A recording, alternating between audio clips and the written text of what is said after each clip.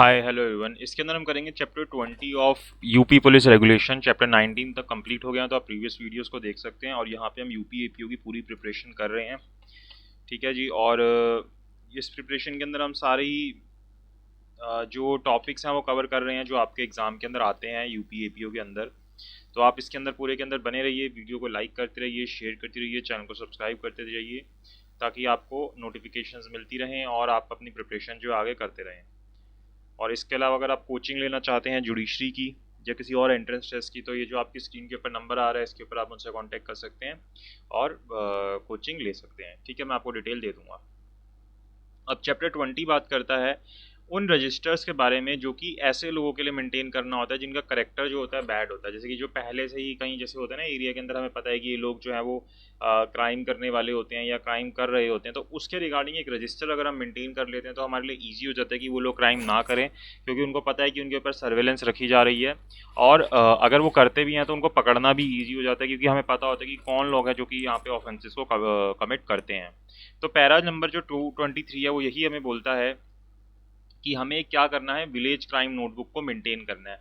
अभी जो village crime notebook होगी ये क्या होगा, एक कॉन्फिडेंशियल रिकॉर्ड होगा। ऐसा नहीं कि किसी को भी डिस्क्लोज किया जा रहा है कि कौन कौन इसके अंदर किस किस के नाम लिखे हुए हैं। ये कैसा होगा, कॉन्फिडेंशियल होगा, और ये हर एक पुलिस स्टेशन के अंदर मेंटेन किया जाएगा। और इसके अंदर जो भी उस प्लेस के अंदर, उस विलेज के अंदर जो भी क्राइम हो रहे हैं, जो भी क्रिमिनल्स हैं हर एक विलेज के, उनके रिगार्डिंग रिकॉर्ड मेंटेन किया जाएगा हर एक सर्कल के रिगार्डिंग।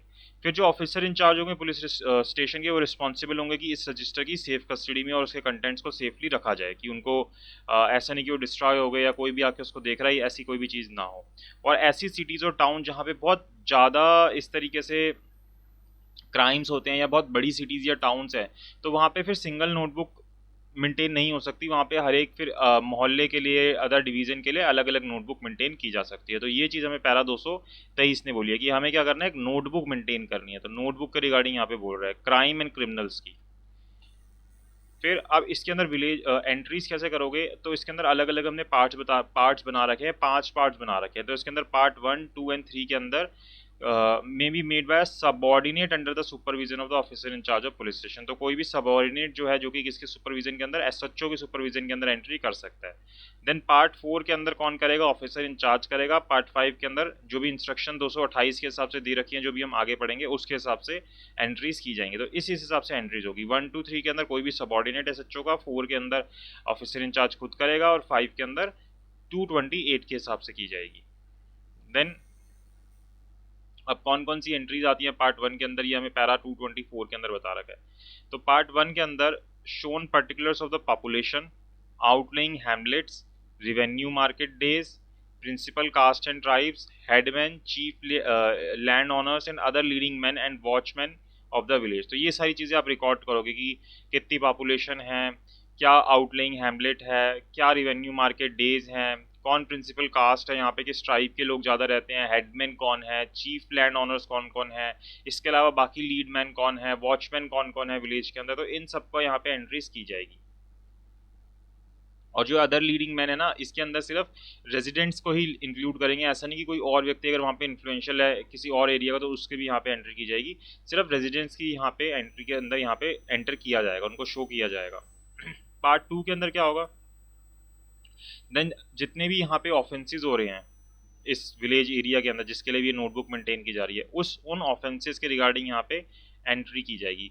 तो फिर क्या क्या लिखा जाएगा उसके अंदर की, cognizable and reported to police की, ऑफेंस कैसा था, कॉग्निजेबल था, इसको पुलिस को रिपोर्ट किया गया। देन कौन से आईपीसी के सेक्शन के अंदर फॉल करता है, या कोई और अगर लॉ है, आर्म्स एंड एविनेशन एक्ट है, या कोई और एक्ट है, तो उसके कौन से सेक्शन के अंदर आ रहा है, कि क्या ये ओरिजिनली रिपोर्ट किया गया है या नहीं किया गया है। तो ये सारी चीज़ें मेंशन की जाएंगी। और पैरा 225 के हिसाब से लिस्ट ऑफ ऑफेंसेस दिए गए हैं आईपीसी के अंदर, अगर वो कमिट होंगे तो वो पार्ट 2 के अंदर एंटर होंगे, ठीक है। तो ये वाले कौन कोई पर्टिकुलर ऑफेंसेस हमें लिस्ट 2 के अंदर दे रखे हैं, वो आपको लिस्ट ऑफ ऑफेंसेस दे रखे हैं पैरा 225 के अंदर, वही ऑफेंसेस जो आपको यहाँ पे नोट करने हैं पार्ट 2 के अंदर, 5वें में से जो दूसरा पार्ट है उसके अंदर। देन पार्ट 3 के अंदर आपको 226 के अंदर जो बता रखे हैं वो वाले जो है उनके रिगार्डिंग आपको एंट्री करनी है। Of all resident of village convicted of the offence mention in para 226। तो जोन से ऑफेंस 226 में बता रखे हैं उसमें जिन जिन भी रेजिडेंट्स को उन ऑफेंसेस के अंदर सजा दी गई है उसके रिगार्डिंग एंट्री की जाएगी कि इस व्यक्ति को इस ऑफेंस में दिया गया, इस व्यक्ति को इस ऑफेंस में सजा दी गई, तो वो की एंट्री आपको करनी है। देन पार्ट 4 के अंदर जिसके अंदर जो कौन होते हैं, SHO होते हैं, वो खुद एंट्री करते हैं। तो कौन सी चीज़ें होती हैं, जैसे कि रिलीजियस फेस्टिवल डिस्प्यूट्स, प्रॉपर्टी के डिस्प्यूट, रेलवेज के रिगार्डिंग, कैनाल्स के रिगार्डिंग, क्रिमिनल ट्राइब्स के रिगार्डिंग, तो ये जितने भी है, कैटल थेफ्ट के रिगार्डिंग, गैंग जितने भी हैं उनके रिगार्डिंग अगर कोई एंट्री करनी है, और ऐसे कोई मैटर जो कि बहुत इंपॉर्टेंट है पुलिस के पॉइंट ऑफ व्यू से, तो ये सारी चीज़ें जो है वो कौन करेंगे, SHO खुद इसकी एंट्री करेंगे पार्ट 4 के अंदर। Entries will be submitted to the SP for approval before they are made. और ये जो एंट्रीज है कि भाई कौन से पार्ट 4 में करनी है, तो उसको पहले SP को सबमिट कर दिया जाएगा कि इसकी एंट्री जो है पार्ट 4 में कर दें। SP जब अप्रूवल देगा देन आप पार्ट 4 में इसकी एंट्री कर दोगे। देन अब ये पार्ट 5 की जो बात आती थी तो उसके बारे में बता रखा है कि history sheets part 5 of the village crime notebook, इसके अंदर हिस्ट्री शीट्स आती हैं। तो पार्ट 5 ऑफ द जो विलेज क्राइम नोटबुक है वो क्या अपने अंदर कंटेन करेगा, हिस्ट्री शीट कंटेन करेगा। इसके अंदर क्या होता है, पर्सनल रिकॉर्ड होते हैं क्रिमिनल्स के, जिनको भी आप सर्विलेंस के अंदर रख रहे हो, जिनको भी आप एक तरीके से ध्यान रख रहे हो कि क्या कर रहे हैं क्या नहीं कर रहे, तो उनके पर्सनल रिकॉर्ड्स आते हैं। And then history sheet should be open only for persons who are or like to become habitual criminals or abettors of such criminals. तो हिस्ट्री शीट सिर्फ उन्हीं के लिए खोली जाएगी कि जब भाई इन लोगों का सर्विलेंस करना पड़ेगा, तो सिर्फ उन्हीं के लिए खोली जाएगी जो कि आपको लग रहा है कि हैबिचुअल ऑफ क्रिमिनल्स हैं या बन जाएंगे या अबैटर्स हैं या इस तरीके के काम करने लग जाएंगे, तो उनके रिगार्डिंग फिर हिस्ट्री शीट खोली जाती है ताकि इनका पूरे मेंटेन किया जाएगा कि क्या क्या कर रहे हैं, ताकि आगे इनको पकड़ने में या इनकी चीज़ों को देखने में ईजी हो जाए। अब हिस्ट्री शीट के अंदर भी 2 तरीके की क्लासेज हैं, क्लास A और क्लास B। ठीक है, जैसे एब्सकॉन्ड ऑफेंडर्स थे, एब्सकॉन्डेड ऑफेंडर्स थे, वो भी 2 तरीके थे, क्लास A और क्लास B। इसी तरीके से हिस्ट्री शीट जो है वो भी 2 तरीके की है, क्लास A और क्लास B। तो यहाँ पे ज़्यादा ग्रीवियस ऑफेंसेस जैसे कि डकैत, burglars, cattle thieves, railway good wagon thieves और एबेटर्स है जो इन सब के, उनको क्लास 1 के अंदर डाल दिया जाता है। इसके अलावा जो प्रोफेशनल क्रिमिनल्स होते हैं जो कि इनके अलावा कोई और ऑफेंस करते हैं, डकैती, बगलरी, कैटल थेफ्ट या ये जो जितने भी यहाँ पे ऑफेंस बता रखे हैं, इनके अलावा कोई और अगर ऑफेंस करते हैं तो वो क्लास B के अंदर आते हैं। तो क्लास A के अंदर ये सब, और इसके अलावा जितने भी हो जाएंगे वो क्लास B के अंदर आ जाएंगे। अब जो हिस्ट्री शीट होती है दोनों ही क्लासेस की, चाहे क्लास A हो चाहे B हो, वो सिमिलर फॉर्म के अंदर मेंटेन होती है, लेकिन जो क्लास B के होते हैं उनको हम डिस्टिंग्विश कर देते हैं एक रेड बार लगा के। जैसे टॉप जहाँ पे भी फर्स्ट पेज होता है ना उसके ऊपर रेड बार लगा देते हैं कि ये क्लास B के हैं, और जो क्लास A के होते हैं उनके ऊपर रेड बार नहीं लगाया जाता। No history sheet of class B में be converted into history sheet of class A, though should the subject of history sheet class B found to be also addicted to dacoity. की अब B को हम A में convert नहीं करेंगे, चाहे हमें ये मिल जाएगी जो B का ऑफेंडर जिसका हमने नाम B में रखा हुआ है ना, चाहे वो डकैती ही क्यों ना कर रहा हो या बगलरी बीच में का कुछ मिल जाए उसका, या कैटल थेफ्ट मिल जाए, या जो A वाले के ऑफेंस होते हैं वही चाहे क्यों ना कर रहा हो, लेकिन उनको हम A के अंदर एंटर नहीं करेंगे। A class as well as B class surveillance में भी under paragraph 238 applied on him. तो चाहे A क्लास हो चाहे B क्लास हो, उनकी सर्विलेंस 238 के हिसाब से की जाएगी। In the event of class A history sheet man becoming addicted to miscellaneous crime, his history sheet may be converted into class B। अब A वाले को आप B में कन्वर्ट कर सकते हो, लेकिन B वाले को A में कन्वर्ट नहीं कर सकते। A वाले को B में कब करेंगे कि अगर वो मिसलीनियस क्राइम्स का एडिक्ट हो गया, वो बार बार यही क्राइम्स कर रहा है, तो फिर उसको A से B में कन्वर्ट कर देंगे सुपरिटेंडेंट की परमिशन से। देन हिस्ट्री शीट्स की क्लासिफिकेशन कर रखी है पैरा 229 के अंदर। अब क्लासिफिकेशन है जो हिस्ट्री शीट की A और B के हिसाब से 2 प्रिंसिपल्स के बेसिस पे कि क्यों हम A और क्लास B हमने अलग अलग रखा हुआ है। तो सबसे पहले जो बेसिस है जिस बेसिस पे हम इसको क्लासीफाई करते हैं, क्यों करते हैं, क्योंकि देखो हमेशा ना कोई उम्मीद होती है कि कोई भी जो डकैत है, बर्गलर है या कैटल थीफ है, रेलवे गुड्स की जो चोरी कर रहा है, उसको उसके अंदर क्या हो सकता है, रिफॉर्म हो सकता है, will mend his way। however the expert miscellaneous crime criminal is a general rule considered to be incapable of reform। लेकिन जो एक तरीके से हार्डकोर क्रिमिनल्स हो जाते हैं, जो एक एक्सपर्ट मिसलीनियस क्रिमिनल्स हो जाते हैं, जो हर एक तरीके का क्राइम करने लग जाते हैं, उनको रिफॉर्म करना मुश्किल होता है, वो चेंज नहीं होते। लेकिन ये जो लोग होते हैं कि भाई 1-2 बारी डकैती कर ली या बगलरी कर ली या इस तरीके की चोरियां कर ली, इनको होप होती है कि ये चेंज हो सकते हैं, इनका माइंड जो है वो चेंज हो सकता है। तो इसलिए हमने एक अलग अलग क्लासिफिकेशन कर रखी है। Classification is on basis of kind of crime. अब हमने यहाँ पे काइंड का भी कर रखा है कि A के अंदर कौन से डालेंगे और B के अंदर कौन से डालेंगे।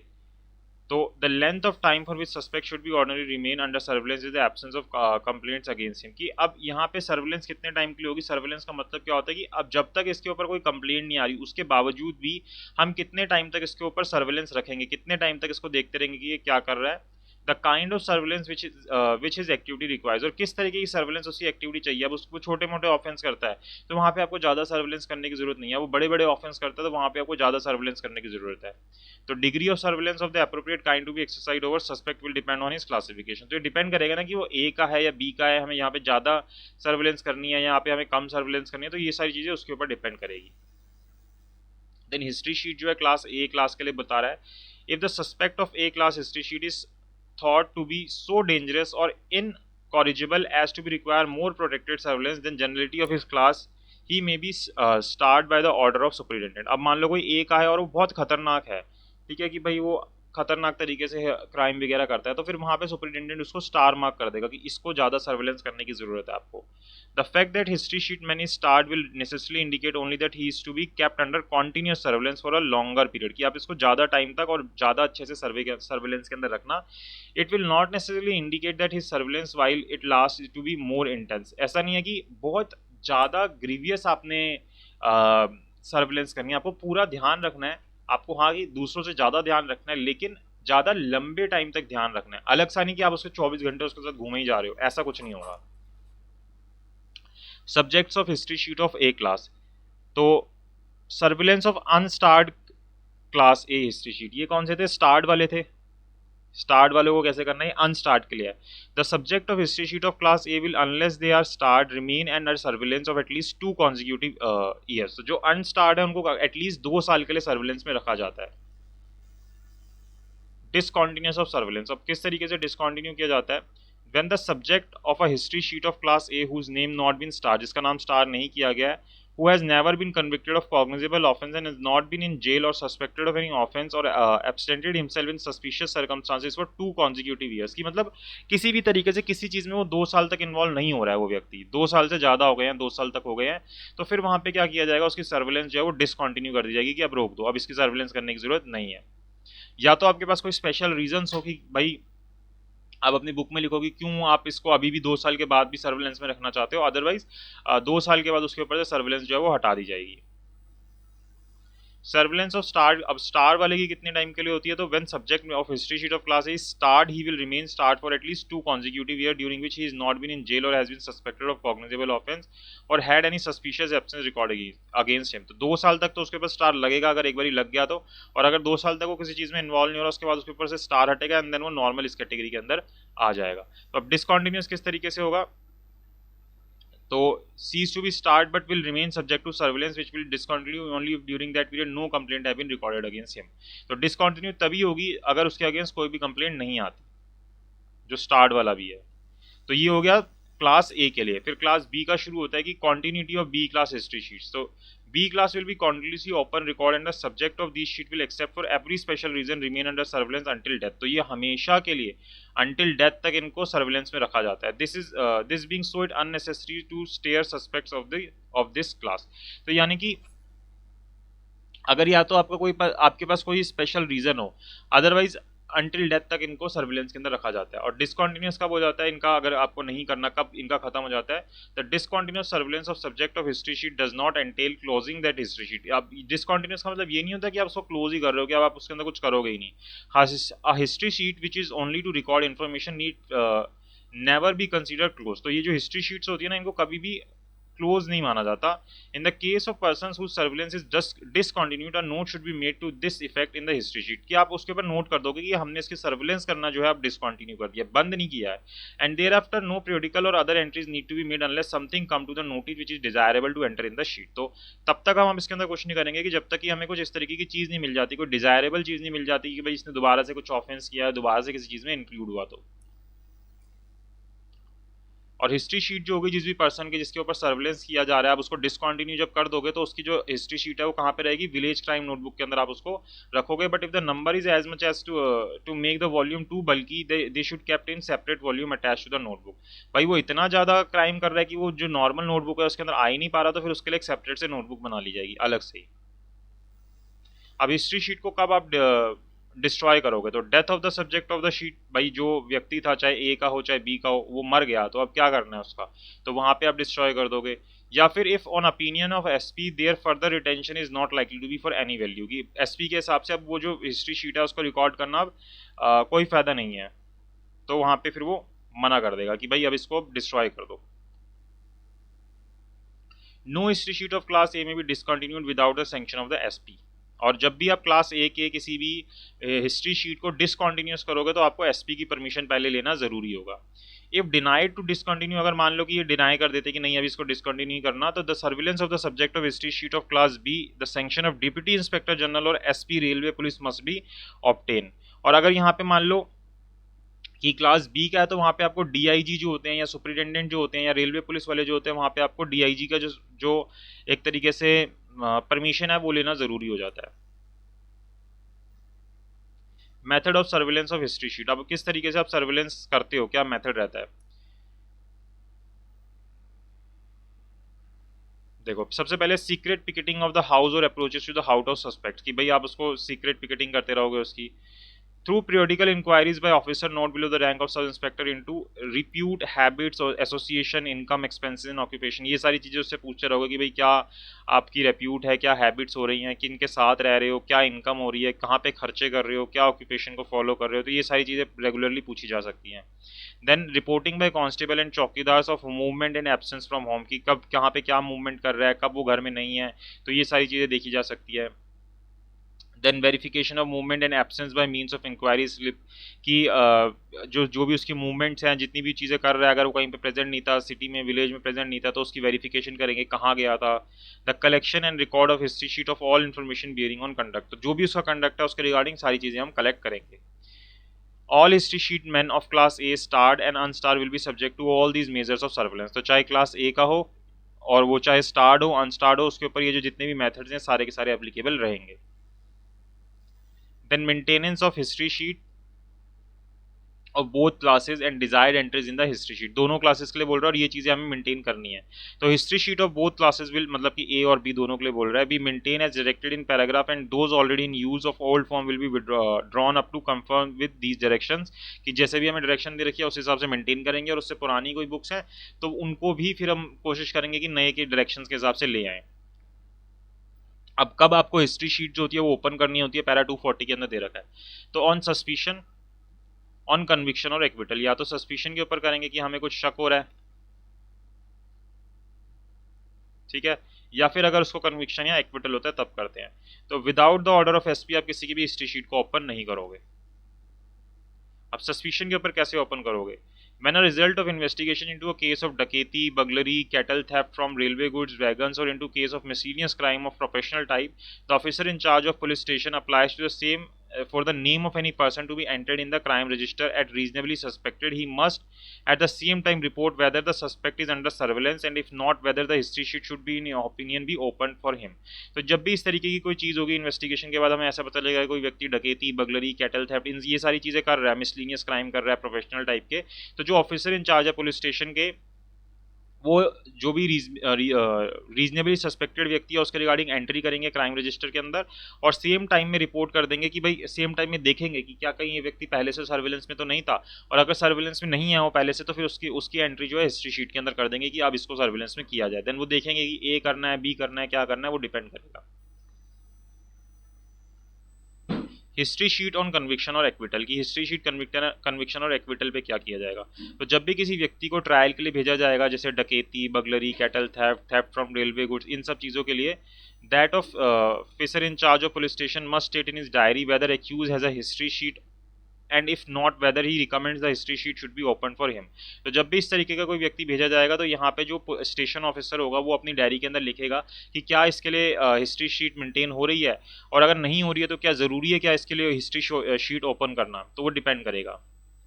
देन ये ड्यूटी होगी पब्लिक प्रोसिक्यूटर की, if accused is acquitted to inform the superintendent in his report on the acquittal और otherwise whether his opinion of history sheet is required, कि जब भी उसका एक्विटल होगा तो वहाँ पे सुपरिटेंडेंट को इन्फॉर्म करना कि क्या इसकी हिस्ट्री शीट मेंटेन करना ज़रूरी है या नहीं ज़रूरी है, उसके ओपिनियन के हिसाब से, ठीक है।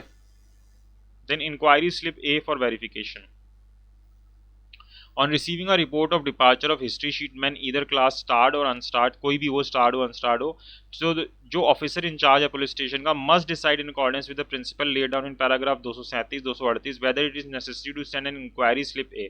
तो अब यहाँ पे डिपेंड करेगा कि जो 237 और 238 के हिसाब से कि क्या यहाँ पे इंक्वायरी करवाना जरूरी है, कि क्या इंक्वायरी स्लिप ए में भेजना जरूरी है। As a station officer himself will not always be present at the police station, क्योंकि ये जरूरी नहीं है कि जो स्टेशन ऑफिसर है वो हमेशा प्रेजेंट हो पुलिस स्टेशन के अंदर। The names of bad character for home inquiry slip should be send should be kept on record in the office. तो हमेशा जो एक स्लिप है इंक्वायरी स्लिप जो है वो हमेशा ऑफिस के अंदर मेंटेन होनी चाहिए, कि जो भी व्यक्ति बैड कैरेक्टर के उनके रिगार्डिंग की वो नहीं भी हुए तो भी वो स्लिप भेज दी जाए। When it is though necessary to send inquiry slip A, it must be made out once in a form number 204, कि जब भी इस तरीके की इंक्वायरी स्लिप भेजनी है तो कौन से फॉर्म में जाएगी, 204 में जाएगी। And forwarded by the quickest means and by post officer in charge of the circle to home the bad character is alleged to believe to have gone. तो जहां पे भी हो गया उसको स्पीडेस्ट, मतलब जो भी क्विकेस्ट मेथड है उसके तरीके से आप उसको पहुंचाओगे, ये स्लिप वाली बात। If destination of history sheeter is not clear, inquiry slip A is sent to all police station of police destination। हमें नहीं पता कि वो कहाँ पे है, तो जितने भी हमें लगता है पुलिस डेस्टिनेशन की यहाँ पे होता है तो उन सबको इंक्वायरी स्लिप ए भेज दी जाएगी। Procedure if bad character does not arrive within a reasonable time, कि अगर एक बैड करेक्टर का व्यक्ति है वो रीजनेबल टाइम में नहीं आता तो हम क्या प्रोसीजर फॉलो करेंगे। If the bad character does not arrive within a reasonable time in the police circle to which he is alleged to have gone, the officer in charge will return inquiry slip with report to his effect and will direct the chowkidar और constable concern to watch for his suspects arrival, कि भाई reasonable time में उसके area में नहीं पहुंचा तो फिर वो जो भी चौकीदार है कांस्टेबल है उसको बोल देंगे कि जो भी सस्पेक्टेड अराइवल्स है उनको चेक करो कि क्या ये व्यक्ति है या नहीं है, या क्या चीज़ें हैं। कंडीशन अंडर विच कन्विक्ट में be release before the expiry of their sentence, कि किन कंडीशंस के अंदर हम कन्विक्ट्स को रिलीज कर सकते हैं उनके सेंटेंस से पहले। तो under section 432 CrPC read with paragraph 189 201 220 203 204 205 of the Uttar Pradesh jail manual, convicts may be release before the expiry of their sentence upon certain condition as which may be in form A or B and must be accepted by the convict before his release। तो वो तो बातें हैं 432 और ये सारे manual की बातें आपको फॉलो करनी है। अगर वो चीज़ें होती है तो वहाँ पे उसकी जो सेंटेंस है उससे पहले उस व्यक्ति को छोड़ा जा सकता है।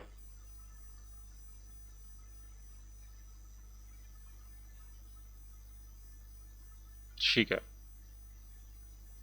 यहाँ से करना है ना। Name of history sheeter will be entered in the beat book of constable crime record book village chowkidar. The name of history sheet man will be entered in notice books of beat constable. तो जितने भी beat constable होंगे जो बाहर घूमते हैं उनकी जो नोटिस बुक है उनके अंदर भी हिस्ट्री शीट के बारे में, जो भी हिस्ट्री शीट के मैन है कि इनके ऊपर सर्विलेंस रखनी है, उनके अंदर भी हम एंट्री करके रखेंगे।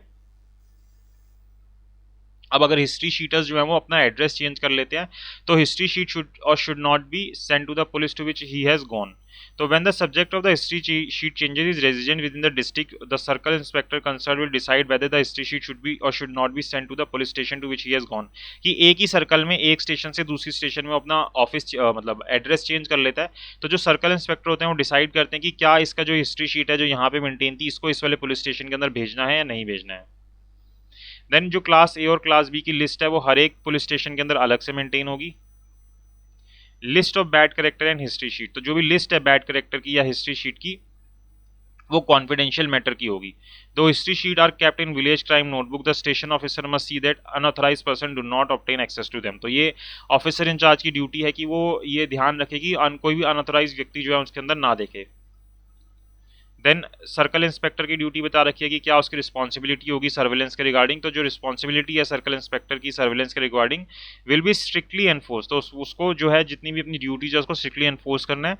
Weather circle inspector visit a police station he will check 1 or 2 of the history sheet to see if they have kept up to date and will make an entry in his weekly diary of this sheet। तो जब भी circle inspector visit करेगा तो वो देखता रहेगा कि क्या ये जो हिस्ट्री शीट है ये अप टू डेट मेंटेन हो रही है या नहीं हो रही है, उनमें से किसी एक दो की अपनी जो वीकली डायरी होती है उसके अंदर एंट्री कर लेगा। एंट्रीज इन गैंग रजिस्टर, तो जब भी कोई मान लो कोई ऑर्गेनाइज गैंग होती है डकैत की, कैटल थीफ की, रेलवे गुड्स की जो उनकी चोरी करती है, तो उस केस के अंदर जो भी पर्टिकुलर्स हैं पूरे के पूरे गैंग के वो आप गैंग रजिस्टर के अंदर एंटर करोगे हर एक पुलिस स्टेशन के अंदर at the headquarters of every district in which any member of the gang resided. जहाँ पे भी कोई भी मेंबर रह रहा है ना तो सबकी रिकॉर्ड वहाँ पे मेंटेन कर लो। अगर ये 4 अलग अलग डिस्ट्रिक्ट में रह रहे हैं तो चारों अलग अलग डिस्ट्रिक्ट के अंदर सबके रिकॉर्ड मेंटेन होंगे। It is not necessary that all member of register gang should have history sheet. अब ये भी जरूरी नहीं होता कि हर एक जो गैंग मेंबर है उन सबकी हिस्ट्री शीट हो, क्योंकि जरूरी नहीं है कि उनकी भी हिस्ट्री शीट हो। तो any particular which it may necessary to have on record regarding an individual member whose history sheet has not been prepared should be entered against his name in column 6 of the register। कि भाई अगर इनमें से किसी की gang member की history sheet maintain नहीं हो रही और उसके रिगार्डिंग कोई पर्टिकुलर इन्फॉर्मेशन आपको रिकॉर्ड करनी है तो कॉलम 6 ऑफ रजिस्टर के अंदर आप मेंटेन कर सकते हो। और अगर उसके अंदर इनसफिशिएंट रहता है कि नहीं आप लिख पाते तो फिर आप क्या कर सकते हो, उसके आगे भी बढ़ सकते हो। To contain all the fact importance which required to be record about any member of gang necessary for history sheet will be indicated in column 7 will be entered for reason for registration. और से column 7 के अंदर आप reason लिखोगे कि क्यों आप ये रजिस्टर कर रहे हो, previous history and modus operandi of the gang and narrative of all fact subsequently ascertain regarding it. तो जितने भी फैक्ट, जितनी भी चीजें आपको उसके रिगार्डिंग पता चल रही है सब आप कॉलम 7 के अंदर लिख दोगे।